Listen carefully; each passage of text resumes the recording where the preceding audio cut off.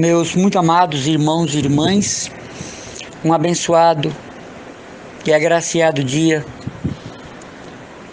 na vanguarda do Sacratíssimo Coração de Jesus e nas fileiras do Imaculado Coração de Maria, preste a ser honrado na consagração na Rússia e na Ucrânia.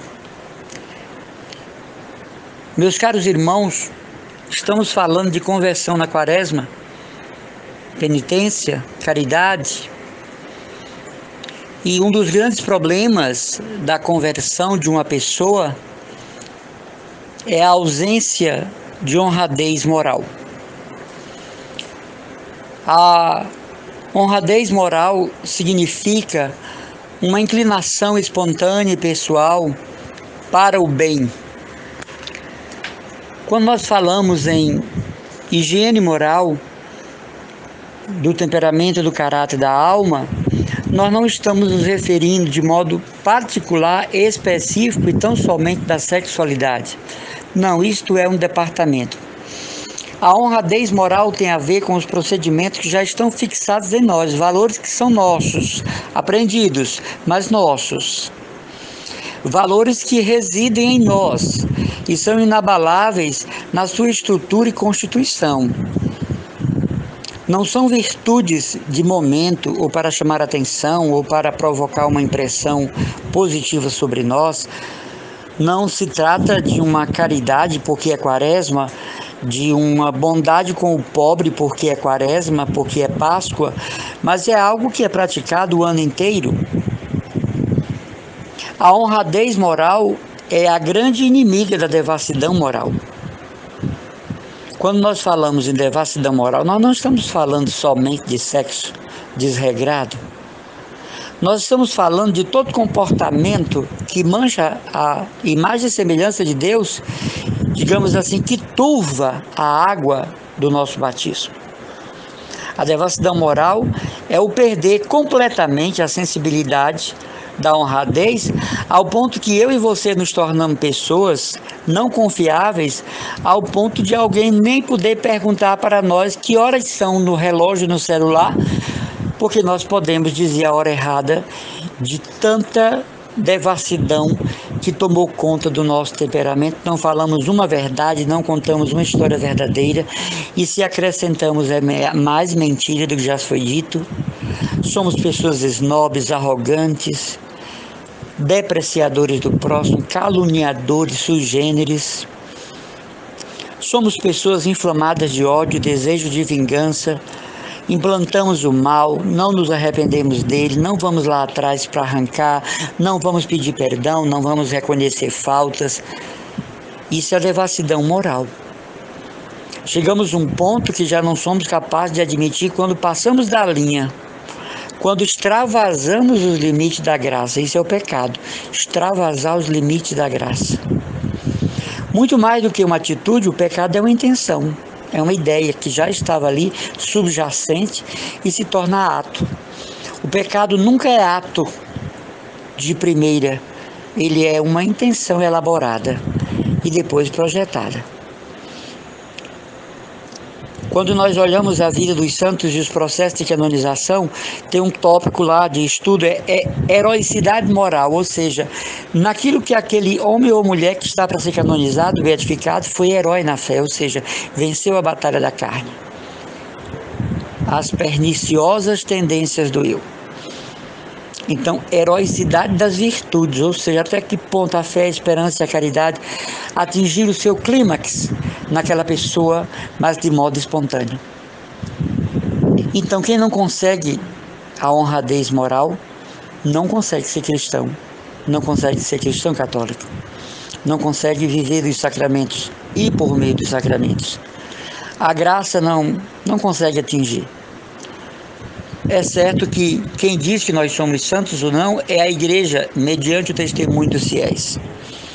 Mas nós sentimos quando em nós as coisas precisam voltar para o Evangelho, sim ou não? Nós sentimos quando um comportamento nosso feriu, não é? Digamos assim, as linhas do Evangelho. E aí está a honradez moral.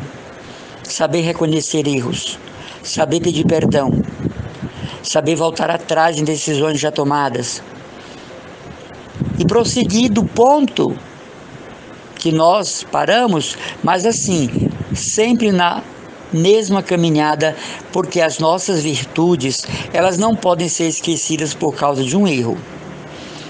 Nós somos assim, nós deixamos de amar uma pessoa por causa de um erro que ela cometeu contra nós, mas esquecemos todo o bem que ela já fez a nós a vida inteira. Nós rompemos com uma pessoa, tiramos do mapa da nossa vida por causa de uma queda, de uma falha, mas esquecemos quantas vezes aquela pessoa foi luz de Deus na minha vida, foi instrumento da graça, me trouxe alegria, ousadia, euforia, por que não dizer felicidade? Nós somos assim. E não poderemos ser assim sempre. Às vezes temos uma amizade de longa data, mas naquele dia aquela pessoa, por alguma razão que eu desconheço, digamos assim, passou dos limites. E aí nós esquecemos toda a abordagem, né, da amizade que nos uniu. Todos os dons, todos os bens, todas as alegrias, todas as graças que eu vivi ao longo daquela pessoa. Eu me fixo agora nesse erro aqui.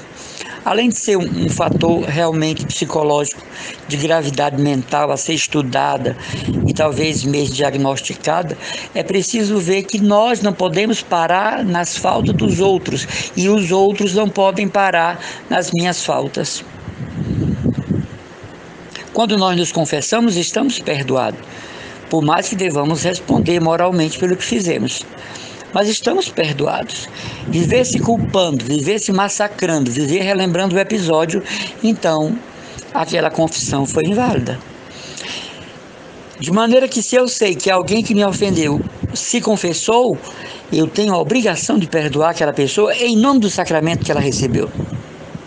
Obrigação no sentido aqui de dever. Dever aqui no sentido de espontânea vontade. Se meu irmão pecou contra mim, se a minha irmã pecou contra mim, mas foi ao confessionário, ao sacerdote, e dele recebeu perdão, a minha mágoa, o meu ressentimento agora está sendo usado pelo inimigo contra mim mesmo, porque o outro já está livre para voar, continuar voando nos páramos, né, no céu. Então a honradez moral, ela é uma condição sim para a santidade. Honrar princípios, honrar atitudes, honrar ideias, honrar atitudes. E o que é honrar? É justamente blindar. Sabe quando uma peça é banhada a ouro? Então ela é uma peça de grande valor, não é? Então a gente banha de ouro da graça as nossas atitudes, palavras. Nós escutamos uma só palavra que se diz, né, nas nossas famílias, fulano é de uma só palavra, para dizer que há uma honradez bastante definida naquela pessoa. Né? Então, meus irmãos e irmãs, peçamos a Deus a honradez moral, pela qual vamos julgar menos o próximo, vamos fazer menos coisas contra ele e vamos fazer menos coisas contra Deus. Porque tudo que fazemos contra o próximo, contra Deus, volta para nós. Com a mesma medida que você medir, você será medido. Você pode ter minha interpretação teológica para isso, mas isso quer dizer o que quer dizer mesmo. Deus responderá à altura.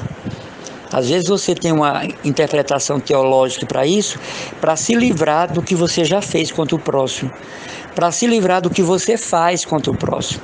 Aumenta a sua culpa, aumenta o seu dano e aumenta a sua capacidade de perdição da alma e de afastamento da graça de Deus. Onde Deus rastreia sua alma e não encontrando lugar para habitar, você é verdadeiramente uma figueira amaldiçoada. Caríssimos irmãos e irmãs, tenhamos muita honra em nosso proceder, como diz lá no Evangelho sobre Jesus, ele tudo fez bem feito. E que a gente possa alegrar o coração e a alma com uma consciência tranquila, com a limpidez moral de um comportamento e com a liberdade de não estar vinculado a nenhum escândalo público, porque estamos em marcha à procura de santidade. Pecados perdoados são pecados superados. Agora nos resta aderir novas virtudes e avançar nelas, e num grau bem maior, num qualificativo bem maior. Que Deus abençoe. Um abraço do irmão Emanuel Maria e as minhas orações.